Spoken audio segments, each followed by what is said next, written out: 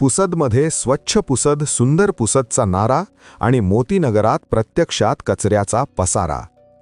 निवडणुका झाल्या, नगराध्यक्षा पदावर आल्या, घोषणांचा वर्षाव झाला. स्वच्छ पुसद सुंदर पुसद. काही ठिकाणी स्वतः रस्त्यावर उतरून स्वच्छतेचा संदेश दिला गेला. फोटो सेशन झाले, व्हिडिओ व्हायरल झाले, अभिनंदनाचे फलक लागले. पण प्रश्न असा आहे, ही स्वच्छतेची गाडी मोतीनगरच्या रस्त्यावर येताना मध्येच बंद पडली का?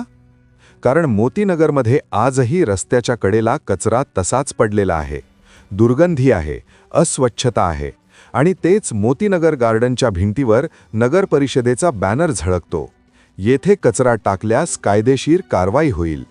बॅनर इशारा देतो आणि समोर कचरा त्या इशाऱ्याची थट्टा करतो. विशेष म्हणजे या परिसरात सत्ताधारी पक्षाचेच नगरसेवक निवडून आलेले आहेत. मग हा प्रश्न अधिकच गडद होतो की स्वच्छतेची जबाबदारी फक्त घोषणांपुरतीच होती का? स्थानिक एका सुजाण नागरिकाने नाव न सांगण्याच्या अटीवर सांगितले की घंटागाडी रोज यायला हवी असताना 2-3 दिवसांनीच दिसते. कोट्यावधी रुपयांचा कचरा संकलनाचा ठेका आहे, पण कचरा मात्र अजूनही रस्त्यावरच थांबलेला आहे. म्हणजे ठेका पुढे चालतोय आणि कचरा मागेच राहतोय. निवडणुकीला 2 महिनेही झाले नाहीत, इतक्या लवकर स्वच्छ पुसदच्या वचनाची अशी अवस्था होणं नागरिकांना पटत नाही.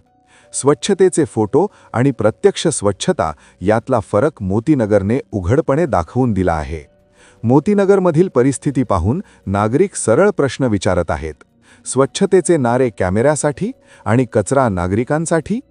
नगराध्यक्षांनी दिलेल्या घोषणेची खरी परीक्षा आता मोतीनगरमध्ये आहे. कारण शहर सुंदर दिसतं ते भाषणांनी नाही, तर कचरा वेळेवर उचलल्यावर. मोतीनगरवासियांना आता घोषणांपेक्षा कृती पाहायची आहे. अन्यथा स्वच्छ पुसद सुंदर पुसद हा नारा भिंतीवरच स्वच्छ दिसेल आणि रस्त्यावर कचरा तसाच दिसत राहील.